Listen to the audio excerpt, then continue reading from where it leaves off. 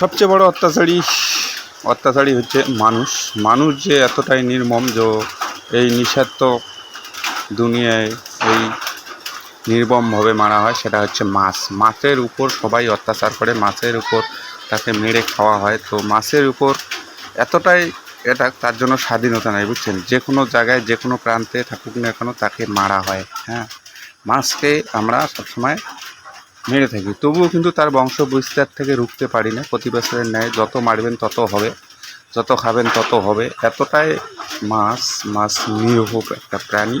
তো তাদের কিন্তু কোনো স্বাধীনতা নেই। স্বাধীনতা না থাকার কারণে কিন্তু এতটা নির্মমভাবে তাকে মারা হয়।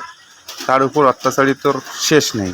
জন্ম থেকে মৃত্যু, মানে ছোটোর থেকে একদম বড় অবধি যে কোনো জায়গায়, নদী, খাল, বিল, পুকুর, জলাশয়, যে কোনো জায়গা থেকেই তাকে মারা হয়।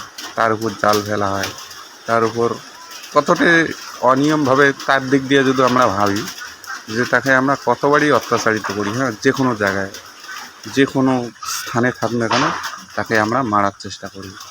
এই জন্য আবার মাছ মেরে কেউ জীবিকা, অনেকে আছে জীবিকা নির্বাহ করে, মাছ ধরে, মাছ মারে, বিক্রি করে, তার আবার খাওয়ার জোটে, সেটা নিয়েই সে বেঁচে থাকে। ঠিক আছে, কিন্তু মাছ আমাদের বাঙালি যে মাছে ভাতে বাঙালি না, হ্যাঁ, আমরা হচ্ছে মাছে ভাতে বাঙালি, বুঝছেন। মাছে ভাতে বাঙালি, মাছটা একটা আদর্শ খাবার আমাদের। তো খাবার তো ঠিক আছে বটে, কিন্তু তার দিক দিয়ে ভাবলে সে কতটা নিরীহ মাছ। হ্যাঁ, তাকে আমরা কতভাবেই না আক্রমণ করি, কতটা যে তার উপর আমরা অনাচার করে থাকি, সেটা কিন্তু কল্পনার বাইরে, বুঝছেন। তোমরা দেখো, এই যে পুকুর, এটা হচ্ছে নদীর ধারে মানে কত রকম যে মারার সিস্টেম, মানে ছিপ দিয়ে মারে, জাল দিয়ে মারে, কারেন্ট জাল দিয়ে মারে, ছাপি জাল দিয়ে মারে, তারপরে আবার বলে ঘোড়া জাল দিয়ে মারে। অনেক রকম তাকে মারার যে তাকে কৌশল, কত রকম কৌশল আমরা অবলম্বন করি মাছকে ধরার জন্য।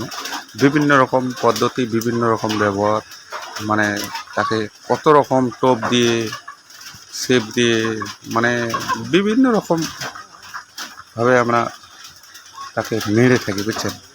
সেই বিষয়ে যাই হোক, কইতে বলক্ষণা কেন আমার হয়ে গেল, বুঝছেন। বলক্ষণা করি ফেলাইলাম। যাই হোক, তো মাছকে আমরা তার দিক দিয়ে ভাবিয়া তো দেখবেন যে মাছের উপর কতটা অত্যাচার করা হয়। যে পুকুরে জল লাগছে, লাগার পর থেকে মাছ মারা শুরু, বুঝছেন। মাছ মারা শুরু, পুকুরের জল শুকে অবধি, মানে এখানে অতি চৈত্র মাস যখন পুকুরের জল শুকিয়ে যাবে তখনও কিন্তু মাছ মারবো। এখানে তার বংশকে নির্মূল করে মাছ মারি, এতটাই আমরা। তার দিক দিয়ে কোনো দিন ভাবি না যে সে বেঁচে থাক, পরবর্তীতে আরও হবে, সেটা কখনো হতে পারে না।